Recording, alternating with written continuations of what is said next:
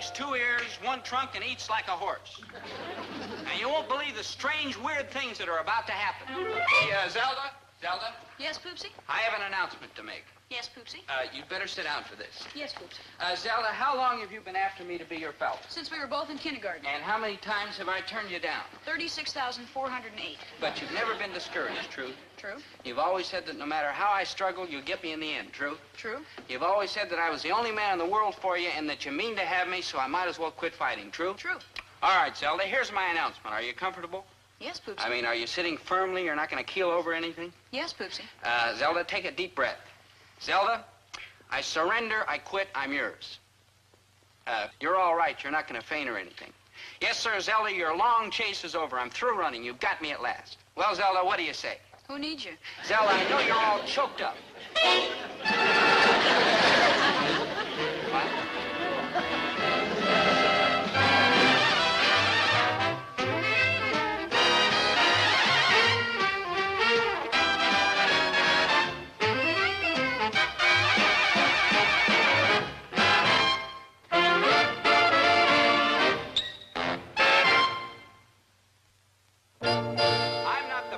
Guy in the world. In fact, I'm kind of, well, I think the word is dumb. And my memory's so bad that I have to wear my old Army dog tags to keep from forgetting my name. But there is one thing I remember good. Zelda Gilroy has always been ape for me. Ever since we were little tiny kids, she's been chasing me the way cats chase mice, the way dogs chase cats, the way dog catchers chase dogs. So when I finally came to her and told her she had caught me at last, and when she said she didn't want me, well, I knew there had to be some kind of mistake. You're right, Poopsie. It's some kind of mistake. Now you're using your head, Zelda. That's right, Dobie. Now, at long last, for the first time, I'm using my head. And it's quite a head, Zelda. You've got a brain that's right up there with Socrates, Einstein, and Peter Lawford. Thank you. Now, about your brain, I don't mean to be unkind, but I've known hamsters smarter than you. Oh, I've known mud turtles smarter than you. I've known angleworms smarter than you. All right, I'm a dope. I admit it. That's why I want you, Zelda. For years, you've been telling me I'm a tin-thumbed idiot. Yes, you have, Zelda. I'm a witless. That's witness, but we won't dispute the point. For years, you've been telling me I'm too stupid to make my way through life without your help. And, Zelda, what's the use kidding? You're right. So here I am, all yours. I am, of course, touched by your stirring declaration of love, Mr. Gillis. Nonetheless, I must ask you to control the passions that addle your tiny brain. I do, after all, have a class to teach. Now, you may think that I am cold and hard. I do. Thank you, Mr. Krebs. You're like welcome, cold and hard. So, Mr. Gillis, if you would be good enough to wait until the lunch hour to pursue this romance, or whatever it is, I will be most grateful. All right, Mr. Gillis? All right, Dr. Burkhart. And you, Miss Gilroy, I trust you have no objection to my continuing? As a matter of fact, I do, Dr. Burkhart. Would you mind waiting a couple of minutes while I straighten Dobie out? I mean, I don't want him to sit here thinking he's got me. I got you. No, Zelda, you got me. And I don't want you. Ridiculous. You wanted me since we were both in rompers. May I cut in? Excuse me, Dr. Burkhart. It's true, Dobie. I've been chasing you all my life, but lately I've been thinking. Marriage is like double harnessed, 2 people pulling together through life. If I might say a word. Quiet, Doc. It's just getting interesting. Okay, Zelda, I'll pull with you in double harness. No, you won't, Dobie, because you've got sawdust for brains. You're not going to be pulling with me. You're going to be a dead weight. And for a girl like me, life is hard enough without having to haul a dead horse. So it's goodbye, Dobie. If I find a man, a prospect which I admit is not too bright, at least he'll be some use to me. Of course, I'll always have a soft spot in my heart for you, but you're just too dumb, no offense, and so let us part friends. Now, Dr. Burkhart, you may begin the class. You're very kind. Now, hold the phone, Doc. I got a few questions for Zelda. I got a lot of questions. And I have a certificate that says I'm a teacher here. Now, what's it going to be, kids? A little attention or a couple of hours after school clapping erasers? A punishment that hasn't been meted out since the 6th grade. I knew you'd see it my way. Today, students, and I use the term hilariously, we will take up the study of epistemology. Can anyone tell me what epistemology is? Mr. Krebs. Don't look at me, Doc. The longest word I know is delicatessen. Mr. Gillis? And I withdraw the question. Miss Gilroy. Epistemology is the study of knowledge itself, the actual process of how we learn and know things. That is correct. Naturally. It now becomes my task to try to teach you how to think, to acquire knowledge, and to use it. This looms as one of the least promising undertakings in the history of education. However... This, I take it, is Dr. Burkhart's class? Yes? You, I take it, are Dr. Burkhart. Yes? I am Claypool. Oh, how do you do, Miss Claypool? Not Miss Claypool, Claypool. Claypool what? Just Claypool. You don't have another name? Oh, why do people always ask the same boring question? Of course I have another name, but what do I need with it? Isn't Claypool enough? It may be more than enough. Well, yes, some people do find me rather unsettling, but that's a risk I must run. You see, Dr. Burkhardt, I have to make an impression fast. You have succeeded wildly. Oh, good. I lack security. So that's your problem. I just moved to town. This is the 8th town we've lived in the past 5 years. It's on account of Dadham's business that we keep moving. Dadham's would be your father? Yes. He builds bridges. There's just oodles of money in bridges. How very pleasant. Perhaps, but money is not security. I mean, here I am in a new town, a new school, and by the time I feel secure in these strange settings, Dadham's will be moving again. That's why I must grab my security as fast as I can. Claypool, I know that the entire faculty and student body of this university join me in wishing you success and happiness. Thank you, thank you, thank you. Now, if you would be good enough to sit down, please. There's a chair right there in the 3rd row. So there is, but I want to sit over there. May one ask why? I like the looks of that boy. You're kidding, of course. Oh, he's a dull one, I agree. That slack jaw, those vacant eyes. Still, he has no guile, and he'll never trick me. With him, I can find instant security. So get it already. I've got a class to teach.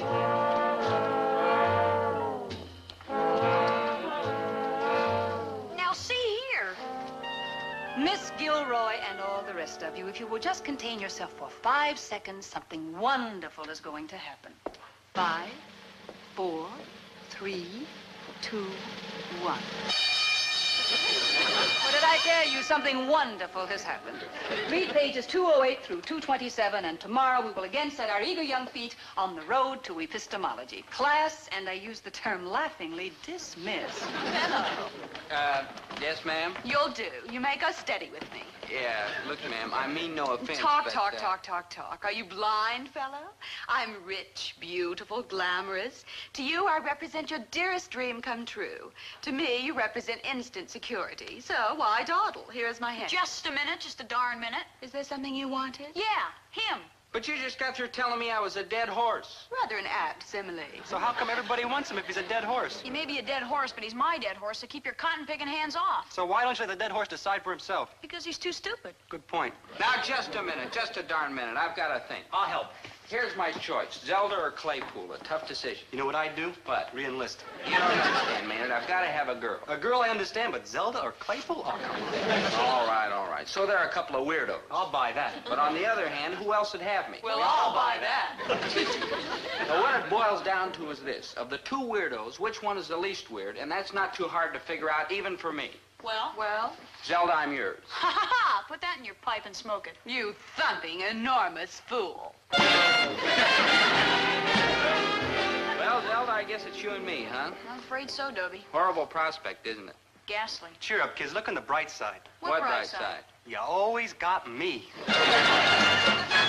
Where are you going, dear? To meet Zelda, she's going to help me with my homework. That's nice, dear. It's more than nice, it's essential. If Zelda didn't do my homework for me, I'd flunk. And you know why? Because I'm a dumbbell. Who said so? Ask anybody. I would like to say a few words on that subject. Don't you dare call Dobie a dumbbell. A dumbbell, too. This is probably the smartest kid I ever saw. Me? Never does a lick of work, has unlimited funds if I forget to lock the cash register, chases girls all day, sleeps 14 to 15 hours a night. Ooh, how smart can you get? Now, Herbert. You are going to try and tell me we should get together, be palsies, have long heart-to-heart talks? What's wrong with that?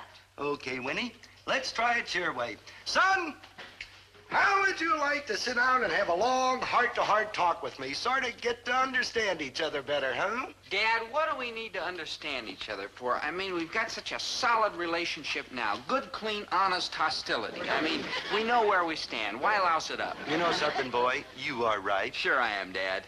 So long. So long. Oh, say, Dad, I don't suppose you'd let me have some money, would you? A fat ear I would let you have, boy. Good old Dad. Ah, good old Dobie. Don't say it.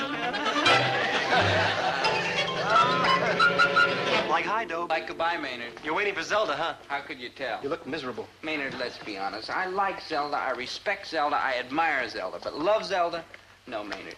If I could do any better, I would, but let's face it, I can't. Poor Dobe. Never mind poor Dobe. Think of poor Zelda. Here's a girl with charm, brains, personality, everything but looks. So she has to settle for a meatball like me. Poor Zelda. That's right. If you think I look miserable, wait till you see what Zelda looks like when she gets here. She'll probably be in tears. Hi, Dobie Dumpling. Boy, am I glad to see you. Me? Him? You. How come? Yeah, how come? Oh, Dobie, you know that I love you. It's just that I don't want to drag you through life like a dead horse. Well, maybe I won't have to. Maybe there's a way to increase your brain power. Mine? His? Yours. Remember what Dr. Burkhart said today?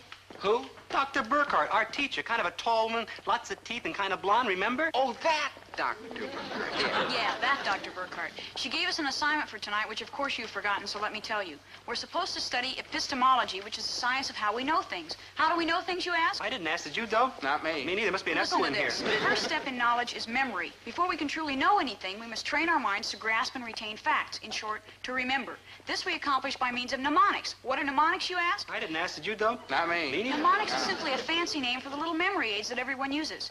Take, for example, the poem that helps us remember the year Columbus discovered America. Oh, yeah, I know. See, even Maynard knows. Yeah, in 1493, Columbus sailed the deep blue sea. Maynard, that's in 1492, Columbus sailed the ocean blue. Butt out and set up this easel with the big card on it. Dobie, if I can teach you mnemonics, if I can teach you to remember, then I can teach you to think, and we can go through life with both of us pulling our weight. Zelda, if you can teach me to remember, you're a miracle worker. You know I've got the worst memory in town. That's right. He can't even remember the way home from school at night. That's why his mother can pick him up. Exactly my point. All right, that's our first project. We'll find a mnemonic to teach you the way home. Now observe. These are the streets between school and your house. Greenbrier, Selby, Dale, Irving, Washington, Chestnut. You don't expect me to remember all that. Of course I do, Poopsie. You just take the first letters of each street. G for Greenbrier, S for Selby, and so forth. Then you make up a simple sentence using all of these first letters. For instance, G for George, S for stuck, D for Dick, I for in, W for wet, C for cement. George stuck Dick in wet cement. See how simple it is, Poopsie? I think that's the meanest, lowest, rottenest trick I ever heard of. How come George stuck Dick in wet cement? I mean, Dick never did nothing to George. Oh, sure, they probably had a little argument now and then, but what friends don't? I mean, take Dobe and me. We have a little argument now and then. In fact, most of the time. But do I stick Dobe in wet cement? No, because we're good buddies. Oh, for shame, George, for shame. Maynard, they're only mnemonics. I don't care if they're 33rd degree Masons. That's no way to treat a friend. Maynard, be a good fellow and flake off, would you? I'm trying to help your good buddy. Dobie, you do understand, don't you? Well, I'm not sure. Naturally, I want to learn my way home every night, but I really do hate for George to be sticking Dick in that wet cement. Maynard, pack the easel. Dobie, you know what you are? What? I'll give you a little hint. Its initials are D.H. Dead horse? Congratulations and goodbye forever. Maynard, you know what I'm going to do? Pull Dick out of the wet cement. No, Maynard, I feel sorry for Dick, of course, but he's on his own. No, I've got to take care of number one. I've got to find me a girl. Your search has ended, fellow. You mean you'll go steady with me? Unless Miss Gilroy here has any objections. Take him, sister, and good luck. You'll need it. Yes, I'll admit he's hardly what one would call a catch. Still, with a person as insecure as I, the pulling and hauling of a normal courtship is not to be recommended. So, therefore, I'm quite content to take what no one else wants. Yep, that's him. So, fellow, tell your mother and father that I'll be over to see them late this afternoon. Why do you want to see my mother and father? Don't be ridiculous, fellow. What kind of security can I have unless I see the stock you come from? What if your father's a mean, vicious brute? Who squealed? Who was the loud mother to spread the word? And on the other hand, I want them to meet me. I want them to be sure that I'm the kind of girl they want for a daughter-in-law. I don't know what you're so worried about, dear. If she's your choice, of course we'll love her. Hold the phone, Winnie. And Dobie, just a minute. I'd like to know a little more about this here girl. Well, she's a perfectly wonderful girl. The thing is, she's a little bit unusual. What she is as nutty as a chi-chi bird. Oh, talk about the pot calling the kettle black. Pot. Hush, Maynard. Dobie, tell us about this girl. What kettle? Yeah, does she come from a good family? Is she healthy and normal and all kinds of stuff like that there? I don't see sure, no pot. but, About what? And I don't see no kettle neither. well, she's kind of different from other people. Different in what way, dear? Well, lots of ways. The way she comes into a room, for instance. I don't understand you, dear. How can one person come into a room any differently from any other person? Does that answer your question?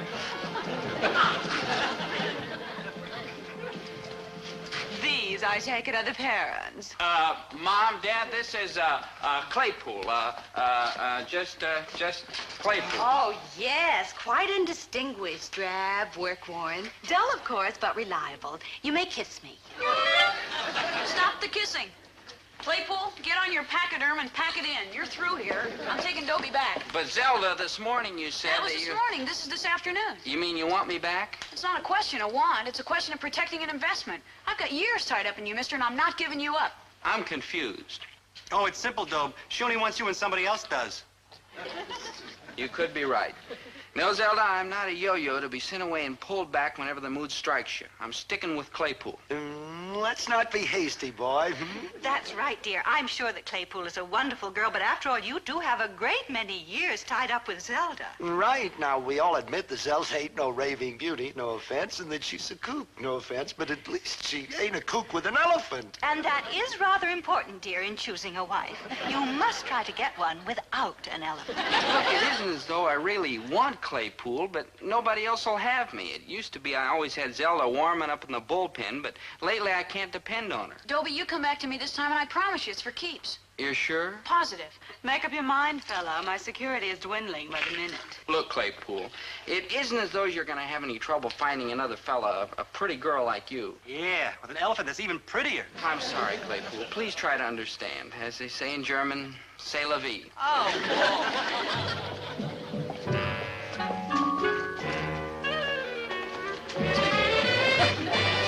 Goodness. Yeah. Winnie, do you ever get the feeling that there's a curse on us? Come and get 'em, love and courtship fans. The names and numbers of all the players. Yep, you can't tell the sweethearts without a scorecard. So let's recap the game so far. First, you'll remember I proposed to Zelda, and she laughed. Score 1 for Zelda. Then Claypool grabbed me, and Zelda came running back. Score 1 for me. Next, just because she couldn't teach me to think, Zelda dumped me, and Claypool got lucky. Sure enough, as soon as I took Claypool home to meet the folks, boom, Zelda's back and Dobie's got her. And that's the way it stands now. Zelda's in the lead by 1 as this dramatic struggle moves into the 5th inning. Hang on to your seat cushions. Here we go again. Dobie, we've been working on this memory training system for weeks, and you're not making any progress. Now pay close attention and try to understand. Why don't you quit trying to smarten me up, Zelda, and take me as I am? Look, Dobie, you'll never be a genius, but there's no reason why you can't be a high-grade dumbbell. Now, let's get back to mnemonics. You do remember what mnemonics are, don't you? I forgot. Mnemonics are little tricks to help us remember things. Now, for instance, this is a diagram of the solar system. And here, in order of their closeness to the sun, are the planets. Mercury, Venus, Earth, Mars, Jupiter, Saturn, Uranus, Neptune, and Pluto. If you'll use one simple mnemonic, I can teach you all this in 5 minutes. Think of the sun as a campfire. Think of the planets as kids sitting around the campfire. Kids you've known all your life. Now take Mercury. Mercury is Marion Gilbert. Get it? M for Mercury, M for Marion. And sitting over here next to Marion is Van Smith. Van for Venus. And what have we here? Earth. Why, that's Ethel Jones. And sitting here next to Ethel is Mars. That's Milton King. Have you got Ethel sitting next to Milton? Yes. Well, you can't do that. Ethel hates Milton. She hasn't talked to him since that time he gave her that gold locket that turned green overnight. Dobie. And here you've got Van with Marion. You ought to know better than that. He got married last year to Imogene Tibbles and moved to Duluth. They've got a set of twins. Enough. You're walking out on me As again? fast as my little fat legs will carry me. Okay, Zelda, but before you go, there's one thing I'd like to tell you. What's that? The planets of the solar system in order of their nearness to the sun are as follows. Mercury, Venus, Earth, Mars, Jupiter, Saturn, Uranus, Neptune, and Pluto. Why, that's absolutely correct. Furthermore, the streets on the way from school are Greenbrier, Selby-Dale, Irving, Washington, and Chestnut. Why, Dobie, you've learned how to remember. Thanks to you. In fact, you've learned how to think. Thanks to you. Well, this puts a whole new complexion on things. It sure does. And now, Zelda, that I've learned how to think, I'm not going to let you walk out on me. I wouldn't dream of it. Because I'm walking out on you. I beg your pardon? Zelda, listen to how well you taught me to think. You and I have been rattling around together practically since we were born. 1,000,000 times we've come close to the altar, and 1,000,000 times we've shied away. Sometimes you chickened out, sometimes me. But in any case, it never happened. Well, now that I can think, I know why it never happened. Because neither one of us really wanted it to happen. True, Zelda? True, Dobie. So why do we keep knocking ourselves out? We can't ever be a hot romantic item, but we could be friends. What do you say, Zelda? You got it, pal. I'm with you, pal. You're thinking real good, Dobe. Thank you, Zelda. Except for one item. A fellow like you has got to have a girl. Have you thought about where you're going to find one? I've thought exactly where I'll find one. I only hope I'm not too late. Too late for what, fellow? Claypool, I'm sorry about all the things that have happened, but from now on it's going to be different. Different how, fellow? Listen, I've recently learned how to think. How nice, boy. And I made, thank you. And I made up my mind to accept your offer, and I don't care what anybody says, I'll go steady with you. The caravan has passed, fellow. Caravan, what do you mean? I mean, you're out of luck. But you said... I said I need a boy for my security. But I've been watching you, and I've been watching that Zelda person teach you how to think. And I knew it was only a matter of time before she succeeded. And, fellow, I don't want a boy who can think. How come? Because a boy who can think is a boy who can plot. And a boy who can plot is a boy who can scheme. And a boy who can scheme is not a boy I can have security with. Listen, Claypool, I don't think all that good. Sorry, fellow, I have selected another. Whom? Hi, Dobe. Hi, girl. My elephant, honey. Maynard, my best friend, a love thief. Give her back. Oh, no, you don't. Go find your own elephant. Not the elephant, you fool, the girl. Oh, yeah, well, you can have her. No, bearded one, I stay with you. Well, Dobe, those are the breaks. Okay, Maynard, keep her. And I wish you a lot of happiness. May you live 100 years. The elephant, that is. What happened to Dobe? He learned how to think. Poor devil. Promise me, bearded one, that you will never learn how to think. Scout's honor. How about a kiss? Okay.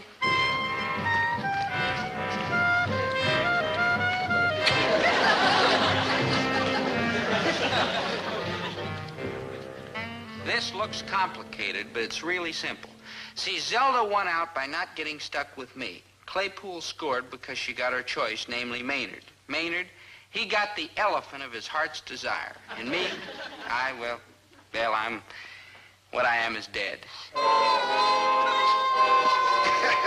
There you are. Say, if any customers can resist this display of peanuts, my name ain't Herbert T. Gillis. It's lovely, dear. Oh, yeah. Like hi, Mrs. G. Like hi, Mr. G. Like hi, Dobe G. Hey, that's you, Dobe G. I know, Maynard, and goodbye. Oh, you don't seem too happy to see me, Dobe. Maynard, how can you come around here after stealing my girl? Oh, that's all over, good buddy. Claypool moved to Cleveland. Her father's going to build a bridge in Cleveland. I wonder what they did with the bridge in Cleveland. I don't know, Maynard. I wish he'd build it here so you could jump off it. And goodbye. Nice fella.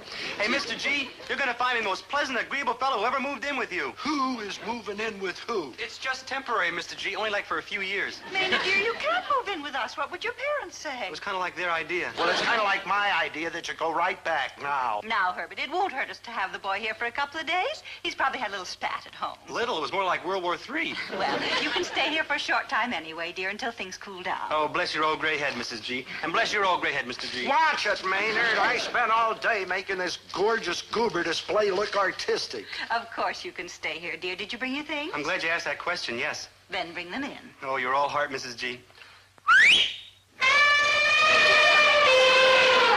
Chow time!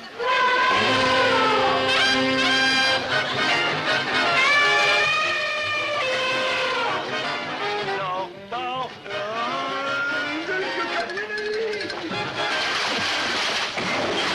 Oh, my beautiful goobers.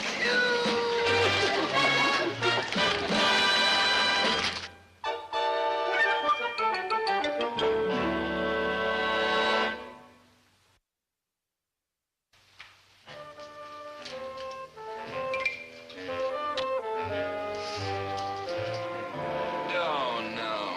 Oh, like, hi, good buddy. Hey, what are you doing down here at 2 a.m. in the morning? Or was it 4 p.m. in the afternoon? I don't tell time too good. Ever since your folks threw you out and you moved in with me, I haven't been able to get 3 seconds of sleep, thanks to you. You're welcome. You crowded me out of every inch of space in my own room. Oh, Dobe, that ain't fair. Don't I give you all the room you need right there on the floor? But what about my bed? Oh. Yeah, it's very comfortable, thank you. Maynard! Oh, man, am I sleepy. Maynard. Maynard, wake up. Maynard. Good morning. Time to get up already? Oh, please, can't I have 2 more winks? Maynard.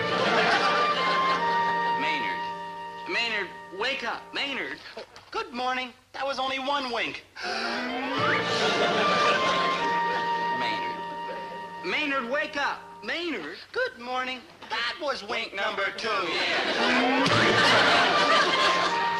Now go upstairs and start on wink number 3 in your own bed so I can get some sleep. Well, I can't do that, Dope. I mean, after you finished tossing and turning on the floor and came down here, I couldn't get to sleep. Something was bothering me. Oh, your conscience, huh? Nah, the elephant. He was lonesome down in the cellar and came upstairs to sleep with me. And the elephant's upstairs in my bed. True. And you came downstairs to tell me. True, ain't I sweet? Adorable.